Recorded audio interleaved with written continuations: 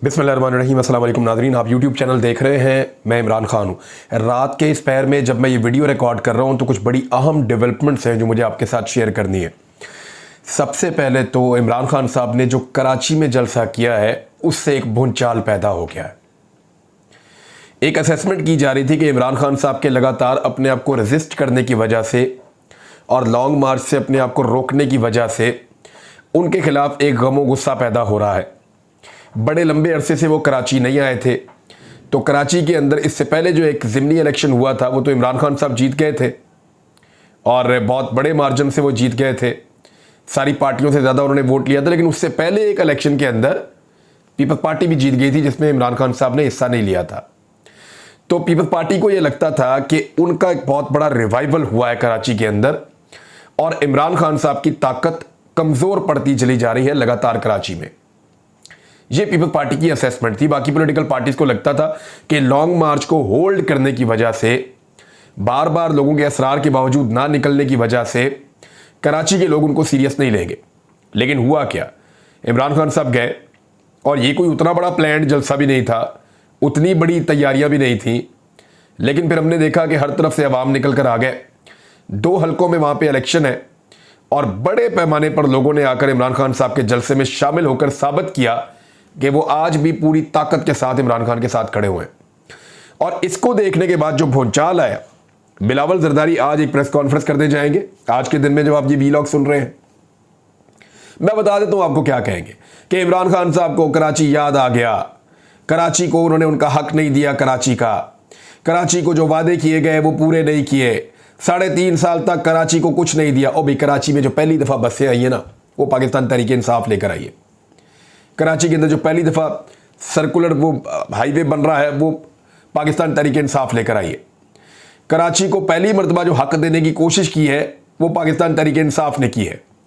इससे पहले तो सिर्फ कराची में ऑपरेशन ही होता था और तो कुछ होता नहीं था। और अगर पाकिस्तान पीपल्स पार्टी पिछले 15 साल हुकूमत में रहने के बावजूद, जिसमें से एक मरतबा वो फुल इक़्तिदार में खुद थी 5 साल तक, फिर 5 साल तक उनके इत्तेहादी PMLN वाले इक़्तिदार में थे, 10 ये हो गए और 6 महीने ये भी लगा ले, तो 10 साल और 6 महीने का हिसाब, और उसके अलावा सिबाई हुकूमत है उनकी पिछले 15 साल से, उसका हिसाब कौन देगा।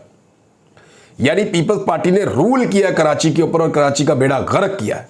कराची के लोगों के लिए इस शहर में रहने की गुंजाइश नहीं छोड़ी। कराची तो कराची, इंटीरियर सिंध को तबाह बर्बाद कर दिया। दादू के लोग बिलावल को ढूंढ रहे हैं, मुराद अली शाह को ढूंढ रहे हैं और डंडे पकड़ के ढूंढ रहे हैं। वो कह रहे हैं खुदा का वास्ता हमारे सामने तो आओ, हम आपसे पूछे कि हमें क्यों डबोया है। उनका ये क्लेम है कि हम डूबे नहीं हैं, हमें डबोया गया है दुनिया से पैसा इकट्ठा करने के लिए। और आज पीजे मीर साहब ने मुझे ये बताया, सीनियर जर्नलिस्ट हैं, उन्होंने बताया कि जो पैसा बाहर से आ रहा है उसको IMF के साथ एडजस्ट किया जा रहा है। जो सैलाब मुतासरीन के लिए गरीबों का पैसा आ रहा है उसको IMF के साथ एडजस्ट किया जा रहा है। सिर्फ उसके बदले में मिल क्या रहा है, NRO2। और गरीबों को क्या मिल रहा है, कुछ भी नहीं, धक्के। हम जहां पे भी सिंध में, बलूचिस्तान में, पंजाब में जाते हैं, किसी को कुछ नहीं मिल रहा। कोई हुकूमत किसी को कुछ नहीं दे रही, सवाए खैबर पख्तूनख्वा की हुकूमत ने कुछ काम किया है। या बलूचिस्तान के अंदर में कहीं कहीं फौज नजर आती है, लेकिन उनके पास भी सामान होगा तो वो देंगे ना, वो कहां से सामान ला कर देंगे। तो जो कुछ भी हुकूमत को मिल रहा है वो सारा कुछ हुकूमत कहां कर रही है, इसका आइडिया आपको अच्छे से हो जाना चाहिए। पीजे मीर साहब ने आज क्लेम भी किया है। इस जलसे के बाद अब भूचाल मचेगा। बिलावल की आज की प्रेस कॉन्फ्रेंस होगी। रात गए MQM वाले इकट्ठे हो गए।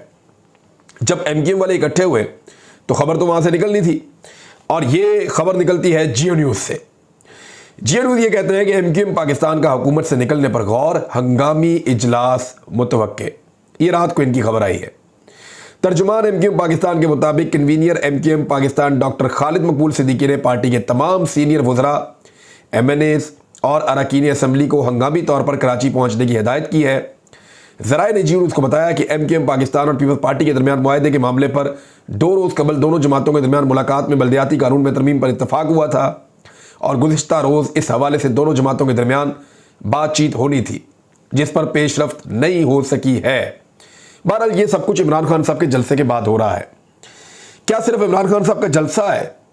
एक तो जलसे ने यह बताया कि MQM के लिए अब कराची के अंदर गुंजाइश खत्म होती चली जा रही है।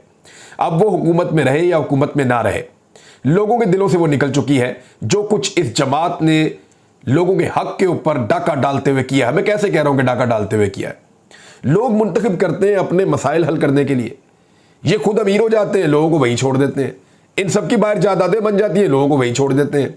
वो कामरान टसूरी को यार पूरा पाकिस्तान का मीडिया सर पकड़ के बैठ गया कि यार खुदा का नाम लो, किस बंदे को ये एमक्यूएम से क्या ताल्लुक है, उठा के उसको गवर्नर सिंध बना दिया। और बनाया क्यों है ये चीजें आपको आने वाले दिन में पता चल जाएंगी। और किसने बनाया, वो कौन था, ये वही वाला है जिसके बारे में हम हमेशा पूछते हैं वो कौन था। ये उन्होंने बनाया कामरान टसूरी को, ये गवर्नर सिंध। बेचारे एमक्यूएम वाले तो इस्तेमाल हो जाते हैं, और क्योंकि एमक्यूएम को बार बार इस्तेमाल करना होता है, लिहाजा जिन्होंने उनको इस्तेमाल करना होता है वो वक्त से पहले बता देते हैं कि बुरा वक्त आने वाला है, जहाज से कूद जाओ। आप गौर कीजिए, एमक्यूएम हमेशा डूबते जहाज को छोड़ देती है, और फिर वो थोड़ी बहुत सीटें लेकर बड़ी जमात इसलिए नहीं बन पाई कि कभी भी आज तक एमक्यूएम खुद कोई स्टैंड ले नहीं पाई, कभी कोई स्टैंड नहीं ले पाई। उन्होंने जब देखा, कभी एस्टेब्लिशमेंट की तरफ देखा, कभी इस पार्टी को देखा, कभी उस पार्टी को देखा, कभी उस पार्टी को देखा, खुद को एक बड़ी और नेशनल लेवल की पार्टी बनाने की उन्होंने कभी कोशिश नहीं की। उसके लिए उनको जरूरत ही इकट्ठी नहीं हुई मेरे ख्याल में। अब देखें ना, एमक्यूएम के पास ये मौका था कि वो उन ताकतवर हलकों को जो रिजीम चेंज करना चाह रहे थे उनको कहते कि जी हमें पैसे भी नहीं चाहिए, हमें कोई मफाद भी नहीं चाहिए, हमें वजारतें भी नहीं चाहिए, हम इमरान खान का साथ दे देंगे। कराची में उनकी इज्जत बढ़ जाती।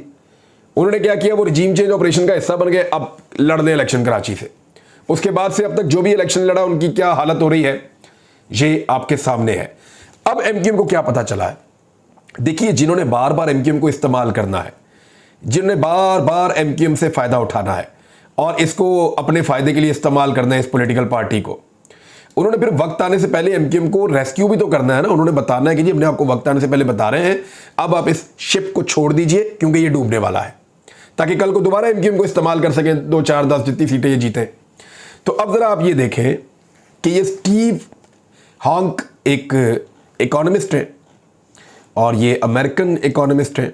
इनका मुख्तसर तारुफ मैं आपको करा देता हूँ। ये एक्सपर्ट हैं मालियाती उमूर के, और ख़ास तौर पे इनकी नज़र रहती है साउथ एशिया के अफेयर्स के ऊपर, यानी जो साउथ एशियन कंट्रीज हैं, India, Pakistan, central Asian countries या रशिया भी, इवन चाइना, इनके ऊपर इनकी नज़र रहती है। और ये देखते हैं कि ये ममालिक कैसा परफॉर्म कर रहे हैं और इनके हालात कैसे हैं। इवन ये मिडिल ईस्ट को भी देखते हैं, लेकिन ज़्यादातर साउथ एशिया के उमूर के ये माहिर हैं।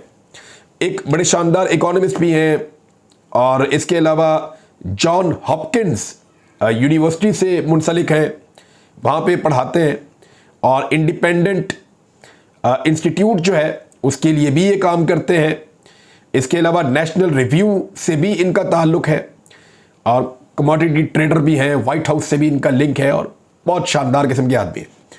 इन्होंने पाकिस्तान के बारे में एक रिपोर्ट जारी की है, और इस रिपोर्ट के बारे में अपना एनालिसिस भी लिखा है।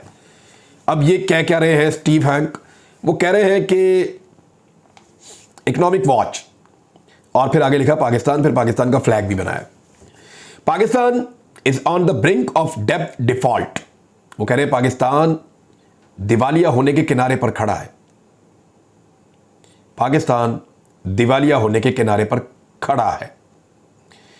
It's sovereign bonds have lost more than 60% of their value this year. वो कह रहे हैं जी पाकिस्तान के जो सॉवरेन बॉन्ड्स हैं वो अपनी 60% से ज़्यादा वैल्यू इस साल खो चुके हैं, और ये बहुत बड़ा डिप है जो पाकिस्तान की सॉवरेन बॉन्ड्स को लगा है। सॉवरेन बॉन्ड्स जो है ये, इसकी वैल्यू जितनी ऊपर रहती है परसेंटेज में, उतना वो मुल्क डिफॉल्ट से दूर रहता है। जितनी इसकी वैल्यू डिक्रीज होती चली जाती है, वो मुल्क माशी तौर पे उतना ही तबाह होता है, और उसकी जो है वो डिफॉल्ट होने के खतरात बढ़ते चले जाते हैं। फिर वो कहते हैं आई एम नॉट सरप्राइज्ड, मैं हैरान नहीं हूं। Prime minister Shehbaz Sharif government is failing to save the sinking ship, कि वजीर आजम शहबाज शरीफ साहब की जो हुकूमत है वो नाकाम हो रही है डूबते हुए जहाज को बचाने में। ये पाकिस्तानी मईशत का जहाज डूब रहा है और शहबाज शरीफ मुकम्मल तौर पे नाकाम हो रहे हैं। अब जरा ये आप देख लें, the fall of sovereign bonds prices in Pakistan. Pakistan में जो प्राइस है सॉवरेन बॉन्ड्स की वो कैसे गिर रही है, 60% नीचे कैसे आई है, ये जरा आप देखें। जब इमरान खान साहब की हुकूमत थी अप्रैल 2021 में, पिछले साल, तो 100 से 110 के दरमियान पाकिस्तान का सॉवरेन बॉन्ड जो है वो मूव कर रहा था और लगातार इसी जगह पे मूव करता रहा नवंबर, ऑलमोस्ट नवंबर दिसंबर तक, और फिर थोड़ा सा 100 से नीचे आता है नवंबर में, दिसंबर में वापस ऊपर चला जाता है, जनवरी के अंदर फिर स्टेबल हो जाता है 100 की सतह के ऊपर, और फिर होता यह है कि फरवरी में एक जंग शुरू हो जाती है यूक्रेन की और रशिया की।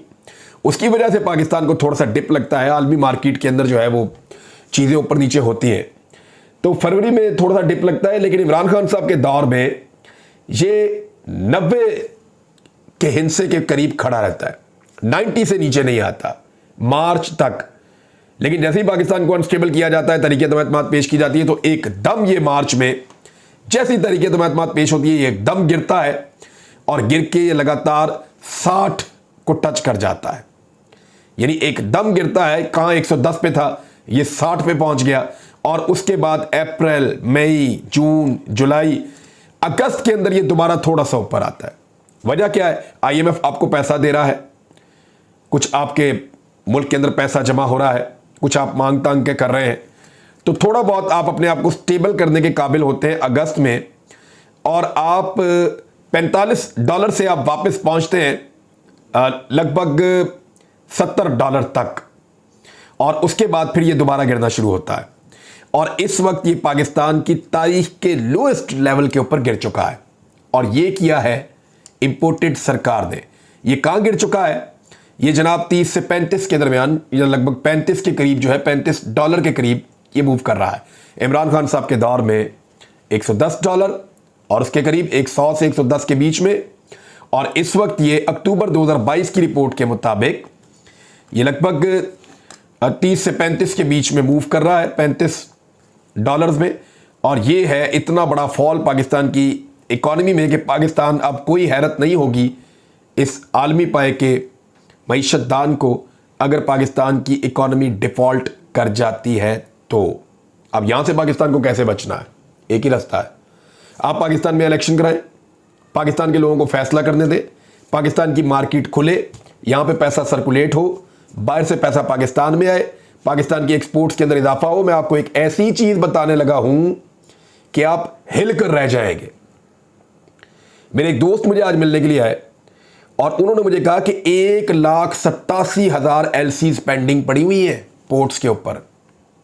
कंटेनर्स आ रहे हैं, लगते जा रहे हैं, कंटेनर्स आ रहे हैं, लगते जा रहे हैं। सिर्फ इसहाक डार की पॉलिसी है कि हमने डॉलर पाकिस्तान से बाहर नहीं जाने देना और डॉलर की कीमत को रोक कर रखना है। अगर ये 1,87,000 LCs को, जिनको खोलना पड़ जाएगा वरना पाकिस्तान में बहरान पैदा हो जाएगा, लोग कारोबार छोड़ के पाकिस्तान से चले जाएंगे, और अगर इसको खोला और इस माहौल को खुलने दिया गया तो ये डॉलर, मेरे वो दोस्त मुझे बताकर गए, अल्लाह ना करे ऐसा हो, लेकिन उन्होंने कहा कि 250 से 300 के दरमियान कहीं पे भी जाके शूट कर जाएगा अचानक।